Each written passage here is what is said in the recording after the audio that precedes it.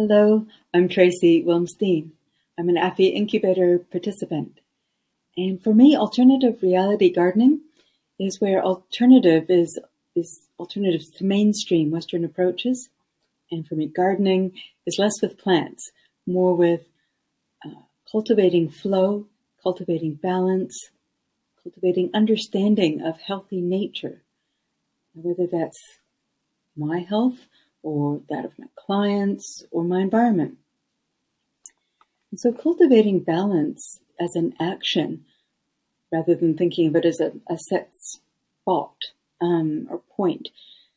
Balance as an action is energy flowing. It's being in motion and compensating for what is happening. So we have a goal or an aim, and we observe, we take action, and then we observe how that's going. And then we compensate or adjust our course. And we just keep repeating that cycle, and that's how we can keep ourselves in balance, which sounds really simple until something comes along in life and suddenly we're not in balance. We need to remember the process.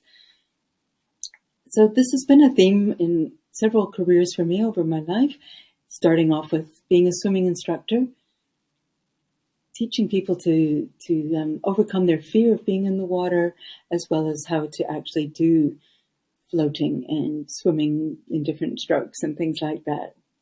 There's a huge shift in the paradigm of how to be in water as a separate element from what we're used to on land and air. And my next career was in travel. I was a flight attendant, and then subsequent years a train attendant. And the new element there was bringing people to new places, which often had new customs and cultures and climates. And again, helping people navigate the adjustments and things to be aware of to do well in the new environment. And so we all require to understand how we can bridge and how we can navigate when we're looking for alternative ways of being, whether that's with our work or with our regular life. And when I said earlier, seeking alternatives to the Western approach to things, there's nothing wrong with the Western approach. It's really good at what it's good at. Science and medicine, fantastic at what they're good at. And they're just not knowing everything. And as I mentioned earlier, I had some things happen earlier in my life that Western medicine couldn't find answers for, and the study I'd been doing in scientific paradigms and biology and anatomy and physiology, and I wasn't finding my answers. And so I started looking elsewhere, looking wider, and the Eastern concepts of health and medicine, including, the movement of energy and understandings of some unseen forces, really made sense. And so for a long time, I've held a balance in my mind of different approaches to whether it's health or a problem at work or a problem at home or anything. We have more than one way of approaching things. And this was going well until life brought in a big accident. And I had a head injury and a neck sprained, forward and back, chest and the upper back. And this, clearly I needed to rehabilitate. I was thinking it would be a few months. It actually took years. And this changed everything. I had to leave behind the career I'd built. At that point, I was actually working as a massage therapist and Zen Shiatsu practitioner. So Zen Shiatsu is the Eastern health model bodywork. And I had to stop that work because I couldn't physically do it anymore. And I realized I also needed to start retraining my brain because the concussion had given me a problem with recall of nouns and the names of things and the names of places. And so it was really a huge identity shift for me as well. And what I did at that time, so I had just the context. I had young children. I'd had this career. We had just moved to this new city, and I was rebuilding my practice. It's all going well. Boom, accident, had to shift everything. And so what I did is I went back to my favorite thing to do was art. And so, in high school, I took it as an elective because I wanted to fit it in, even though in that paradigm, it wasn't a real job. And so I was studying the sciences and languages instead. However, given the opportunity now, it's like I need to focus on something that will rebuild my brain and rebuild my physical capabilities. There's a lovely center in our city here, Whangarei, called the Quarry Art Center. And they offer a range of courses, short courses, long courses in lots of different kinds of artwork, modalities, media. And so over the next couple of years, I was taking more and more courses and rebuilding my strength and rebuilding my thinking ability. And I actually realized that this is, there's no reason not to have this as a career. And so ever since then, that has been my main focus. So coming to arts as a rehabilitation has been a real eye-opener, and then carrying it on into various forms. So I've been a maker of art in sculpture, painting, printmaking, various different thinking processes and approaches. And that in itself was really interesting because the 3D processes required different thinking than the 2D, so three-dimensional, and some of it is adding things on, and other kinds of three-dimensional practice is taking things away. Carving is taking away. Clay sculpture, we're adding things on. So very different thinking processes. And then I just love learning more about the illusion that drawing and painting can be of creating an illusion in 2 dimensions of 3-dimensional objects. So again, different approach. And so it was really helping rebuild my neural pathways. And I learned also about the nature of materials. So coming back to that, understanding the nature of something to know where its balance is, because you can only stretch a material so far, and then it has a limit. And it's the same with us. And also I was learning the language and the culture and the customs of the art world.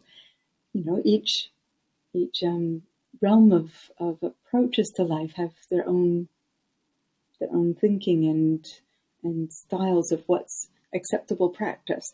And again, I was finding myself being the navigator and the translator once I got till I was, for example, my children were young and I was helping out at the school.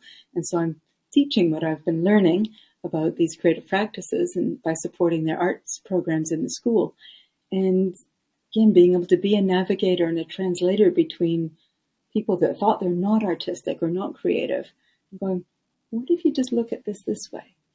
So that's been a common theme throughout all my work. And the other really common theme for me has been envisioning and focusing on what I'm for more than what I'm against. So if I want to avoid something, it's like, what do I want? What am I going towards? And what life would I like to create, ideally? It doesn't mean I've always had my ideal coming to me all the time, but it's a practice that I've engaged in off and on, more and more lately, off and on over the years. And when I focus on it well, it really works well. So envisioning, it can be as simple as making vision boards, and it can be making goals, but it's more than making goals as well. And it's a technique of bringing forth the reality, the alternate reality, alternate to what we're experiencing right now. Moving beyond the sculpture of stone and clay and even in steel, I had the opportunity to learn how to carve steel through some connections at collaborations, which I'll go back to and discuss in a minute. There came a time in recent years where I wanted to explore the sculpture of space, creating an environment for an experience and using light and space and reflection as my materials. And so that's that's been the more recent focus in learning about the technology that assists those things. So I'm learning about programmable LED lights and the Makey piano program and things like that. And we'll look at these images of this one here of a painting that plays music when you touch the conductive points. And it's also pulling in the Fibonacci sequence in terms of math and geometry, and the relationship that's not a direct relationship, but the correlation between sound and light and color, and pulling that together in a way that's fun and playful for people to interact with. So that's something that is always a goal when my artwork is helping people go, ha, or aha. It's like the eyes light up and the heart smiles and there's a new understanding. Then I was like, yes, I've achieved my goal. And also I've gone on to be learning more about interactive softwares like Arduino too. Recently we had the Whangarei night lights, and this work here is like when I could swipe my hand past or when anyone could swipe their hand past the sensor, then it would change and you'd see the different colors and different patterns of light. And that piece was made as a continuation of work that I'd been doing the year before, which had been investigating flow, and specifically the flow of the ocean currents. So quite often I find that the work will start here and then it'll go in a circle and a spiral, and it's quite an amazing process to be able to develop it onto a new version and another version.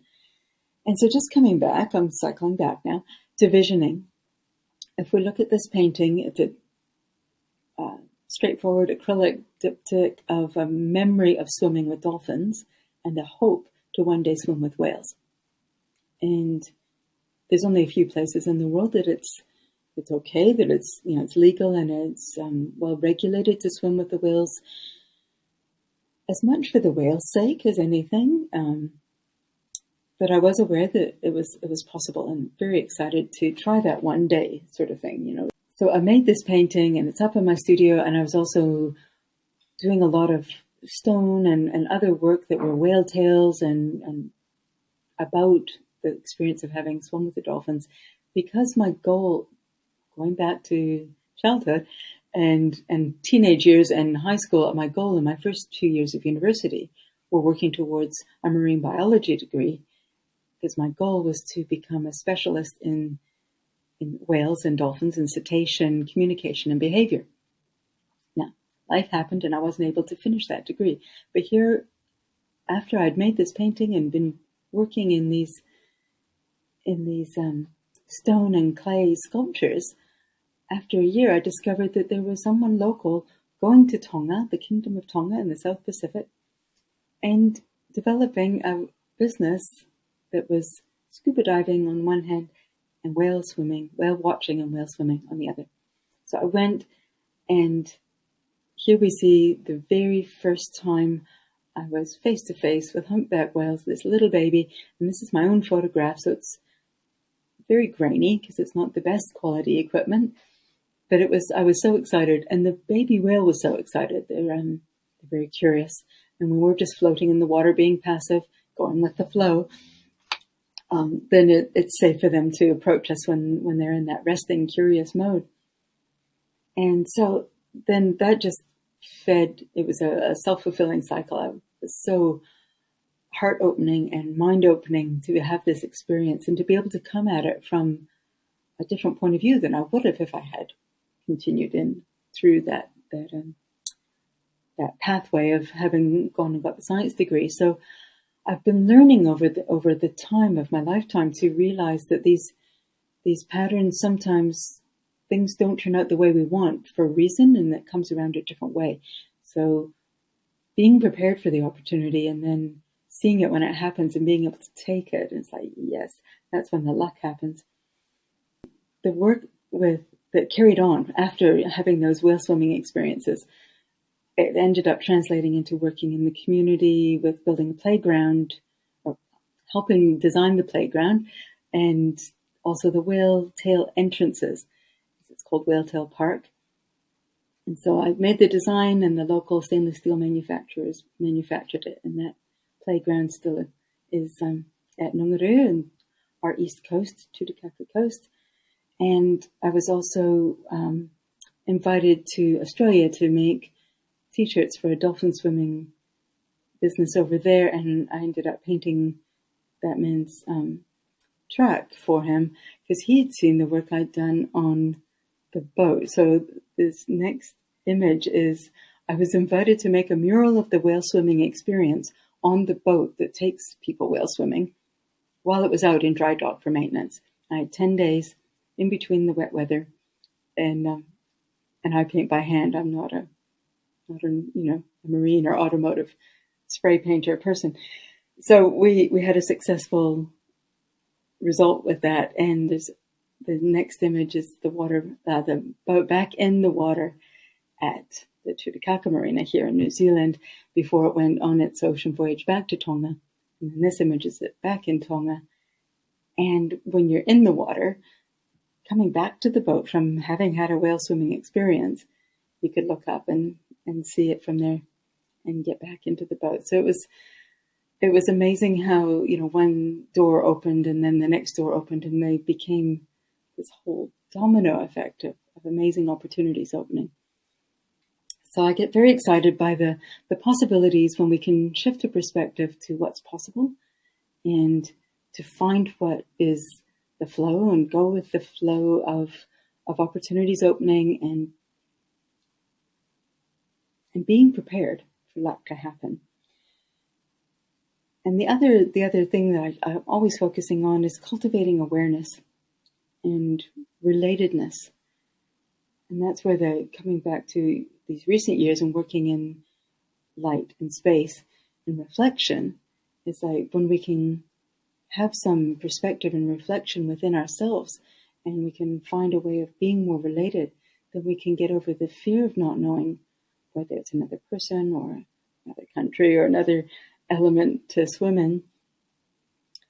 And it's that relatedness that is so important for us to be able to generate harmony in our lives.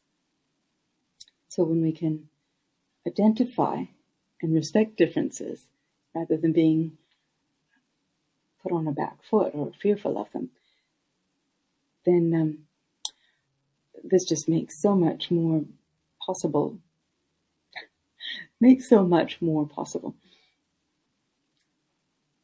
So my future focus is developing the courses that I was teaching in person, and then we had COVID hit and the pandemic, and I need to now redevelop programs that I can take online. That's my focus with the incubator, is to upskill myself in online teaching. And I also have one last thing to share with you. Just remembered. This map shows an image of the South Pacific and the countries, the land masses surrounding it. And New Zealand, where I live, is in the southwest corner. And you'll see on the little map to the side there's a red area. That is the province of Northland, which is where I live, and right in the center of that province. Still very close to a coast in any direction, and I'm absolutely loving it. And we've just recently moved onto some land 2 years ago that we're building an alternative lifestyle homestead, basically. And I just thought I'd share that as well, because it's an example of taking a vision and figuring out what is the end result that I want, even though I don't quite know exactly how I can do that. And so the long story short, we ended up on land that is an old dairy farm. Before that, it was an old kauri forest. Kauri trees are amazing, tall, straight woods. They were all logged off 200 years ago. And we're planning to replant the land with native trees and create habitat, but also with orchard and food forest. And so I'll be assisting my husband with that kind of gardening. But my alternative reality gardening is I'm making a space for my creative practice.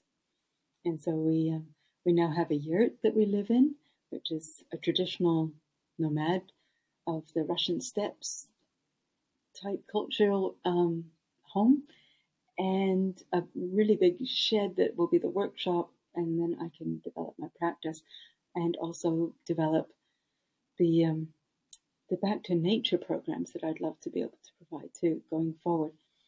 So just a shot here of the yurt being built. It was developed to our own design by a local builder as a kit set, and it took 2 days to install once we got the weather window finally. 2 days to install, and then the next picture is my husband laying down the floor, which is compressed bamboo, tongue and groove flooring, and then we were able to move in. And it's been such a joy to be living in a healthy home and very much under the stars and under the sky. Even when we're indoors, there's a skylight you can see there, and it's just magical to be more in touch with nature and the cycles of nature. This photo is going for a walk at sunset. We live up about a kilometre-long driveway from the road, so we're able to walk the cats and the dog, and it's just so lovely to be in the spaciousness. So I feel very fortunate and grateful for that. Coming back to that, we make our own luck. It was a plan and a conscious decision to take this alternative to living in the city on board. And I would like to leave you with this last image. Was taken just a few months ago. It was the supermoon, blue moon of August, so the second full moon in 1 month. And it just, it shows the beautiful night sky, which we appreciate so much now that we're living away from the light pollution. And I just really hope that today's had a little bit of some inspiration for you. If there's anything that sparked your interest, I'd love to hear about it. It'll help me develop my programs going forward to understand how that relates for you. And I wish you well, and may your flow go with you. Thank you.